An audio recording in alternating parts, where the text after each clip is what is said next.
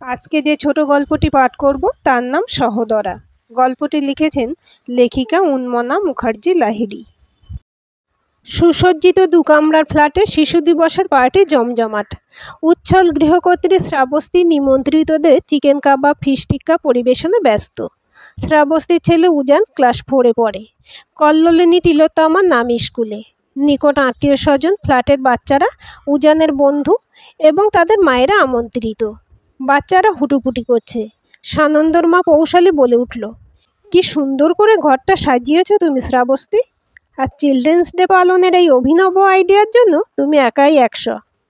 এই প্রশস্তির অপেক্ষাতেই যেন মুখিয়েছিলেন শ্রাবস্তী। মাপা হেসে উত্তর দেয়, নেক্সট বার মনের মতো করে অর্গানাইজ করতে পারবো। এত ছোট ফ্ল্যাটে ইচ্ছে থাকলেও উপায় হয় না গো। একডালিয়ায় আমরা বাড়ি কিনলাম তো। একডালিয়া এভারগ্রিন, দুর্গাপুজোর খুব কাছে। পুরনো দোতলা বাড়ি, রেনোভেশনের কাজ চলছে। এত ভালো পজিশন বলে ছাড়লাম না। জায়গার দামেই দাম। চলে আর এক প্রস্ত শুভেচ্ছা জ্ঞাপনের পালা। শ্রাবস্তী তার দিদি অবন্তীর দিকে ফিশ ফ্রাইয়ের প্লেট এগিয়ে দেয় মিষ্টি হেসে। বাচ্চারা বেলুন ফাটাতে ব্যস্ত। ফাটা চুপসে যাওয়া বেলুন থেকে ঝরে পড়ে ক্যান্ডি, টফি।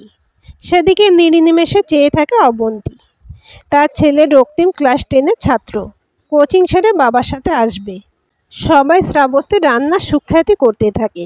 শ্রাবস্তী বলে, আমি কি এত পারি দিদি হেল্প না করলে?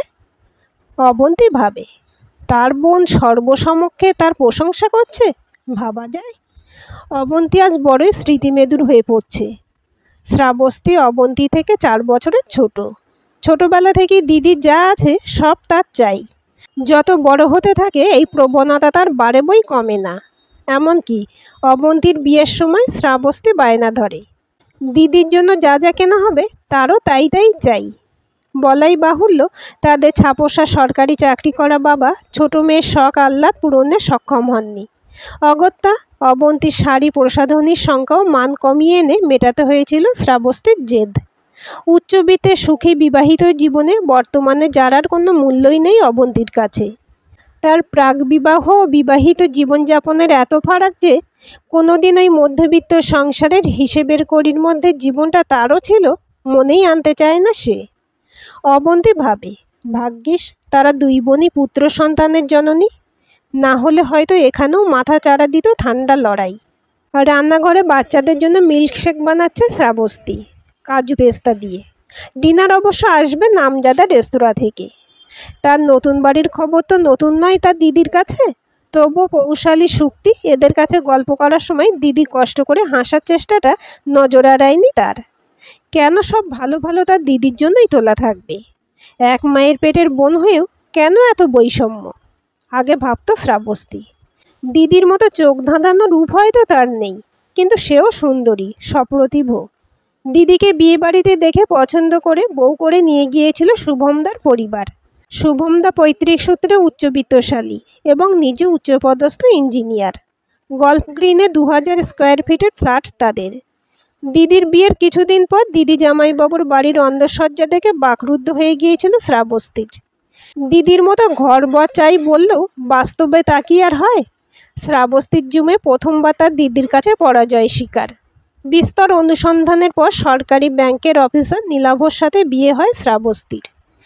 বিয়ের বছর 4 সে ছিল সন্তোষপুরে শ্বশুরবাড়িতে। শরিকি বাড়ির শ্যাওলাধরা উঠোন, জলের আয়রনের লাল ছোপ ধরা স্নানঘর, ছোট জানালা শয়নকক্ষে দম বন্ধ হয়ে আসতো তার। মুক্ত বিহঙ্গের ন্যায় জীবনযাপনের স্বপ্ন বুঝি তার পূর্ণ হবে না কখনো, মনের মাঝে উঁকি দিত শ্রাবস্তীর। কিন্তু ভাগ্যদোষে পড়ে মার খাওয়ার মেয়ে সে নয়। ব্যাংক লোন নিতে নীলাভকে রাজি করিয়ে ঢাকুরিয়া রেল স্টেশনের কাছে এই 2 কামরার ফ্ল্যাটটা কিনে তারা উঠে এসেছিল 2 বছরের উজানকে নিয়ে। ফ্ল্যাটে সাদামাটা রং করিয়েছিল।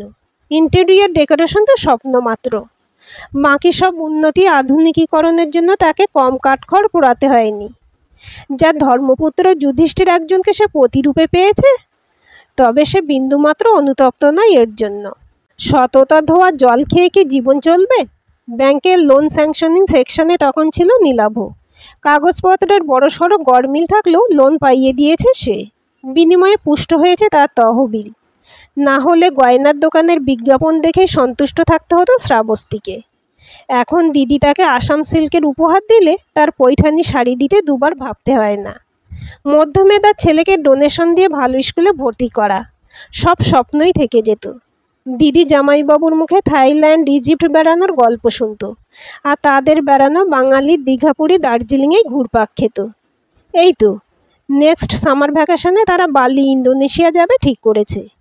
নিজের সুখে নিজেরই হিংসা হয় তার আজকাল।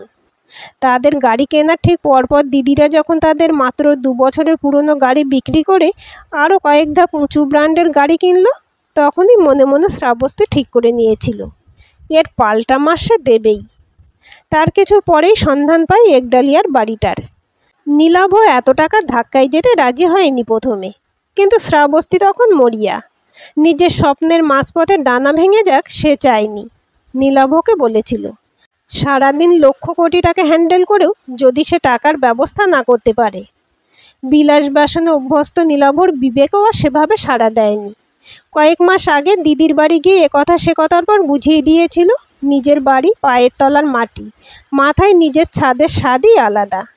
দিদির চোখে সেদিন দেখেছিল ঘোর অবিশ্বাসের ছায়া। নিজের মনে একচোট হেসে নেয় সে। সূক্ষ্ম প্রতিযোগিতার চোরাস্রোত শীত দাঁড়াবে নেমে আসে শ্রাবস্তীর। অতিথি অভ্যাগতরা বিদায় নিয়েছেন, শুধু নিকট আত্মীয়দেরই খাওয়া পর্ব বাকি। গল্পে আড্ডায় নরক গুলজার। হঠাৎ দরজায় অনাকাঙ্ক্ষিত কলিং বেল মজলিসে ছন্দপতন ঘটায়। ইনকাম ট্যাক্স ডিপার্টমেন্টে রেড এসেছে সার্চ ওয়ারেন্ট সহ। সারা ফ্ল্যাট লণ্ডভণ্ড করে আলমারির গোপন কুঠুরি ও ঠাকুরের সিংহাসন থেকে 40 লক্ষ টাকা ও বেশ কিছু সোনাদানা বাজেয়াপ্ত করে নিয়ে গেছে। বাড়ির কাজের জন্য যেটা দিন কয়েক আগে ব্যাংকের ক্যাশ থেকে সরিয়ে এনেছিল নীলাভ।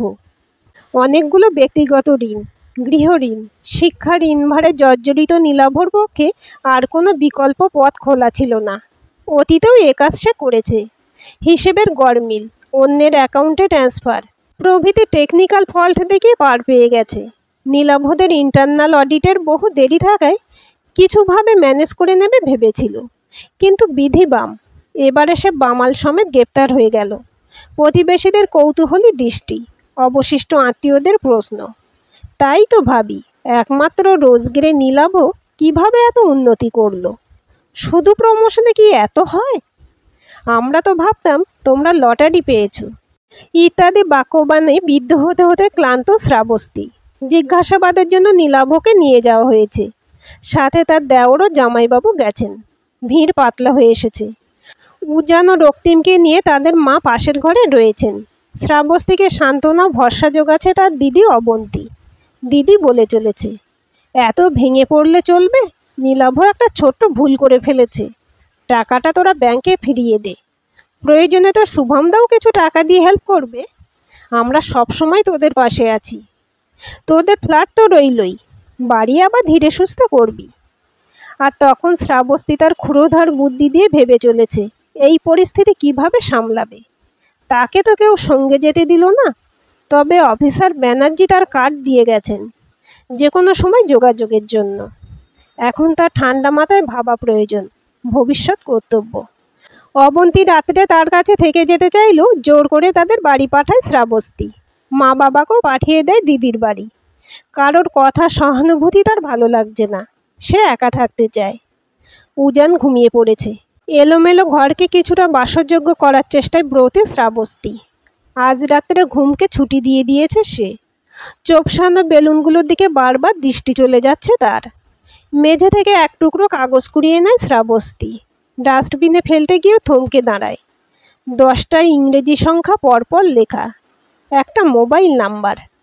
স্কুলের পরীক্ষায় অঙ্কে 50 না পেরোনো শ্রাবস্তীর ষষ্ঠ ইন্দ্রিয় 2 2 4 করে ফেলে। অফিসার ব্যানার্জির কার্ডের নাম্বার আর এই চিরকুটে লেখা নাম্বার একই। মাথায় দ্রুত গতিতে চলে ফ্ল্যাশব্যাক। দিদি তো এখানে বসেছিল। দিদি বেরোনোর সময় পার্স থেকে মোবাইল বের করেছিল। তখনই কি মনে পড়ে যায় দিদির বান্ধবী শ্রবণাদির বর আয়কর বিভাগে কাজ করে, আর হিসাব মেলাতে পারে না শ্রাবস্তী। দিদির বিদেশি সুগন্ধির শিশি ভেঙে ফেলা থেকে শুরু করে সাজতে গিয়ে নতুন লিপস্টিকের মাথা ভেঙে দেওয়া, প্রিয় পোশাক কাঁচিতে কেটে ফেলা, সর্বোপরি দিদি শুভমদার প্রথমবার বিদেশ ভ্রমণের টিকিট লুকিয়ে দেওয়া, সব মনের পর্দায় ভেসে ওঠে। দিদি তার শত অন্যায় মার্জনা করলেও 101-এ কিস্তি মাত করে দিল। কি আছে ভাগ্যে সে জানে না। নীলাভ সাসপেনশন, জেল। সুখের সপ্তম স্বর্গ থেকে বাস্তবে রুক্ষতা বড় অচেনা থাকে তার। ভবিষ্যৎ পরিকল্পনা মাথায় আসে না, সব ধোঁয়া ধোঁয়া লাগে। আজকের গল্পটি কেমন লাগলো কমেন্ট করে জানাবেন। ভালো লাগলে লাইক, হাইপ, শেয়ার করবেন। আর চ্যানেলটি সাবস্ক্রাইব করে বেল আইকনটি ক্লিক করে রাখতে ভুলবেন না।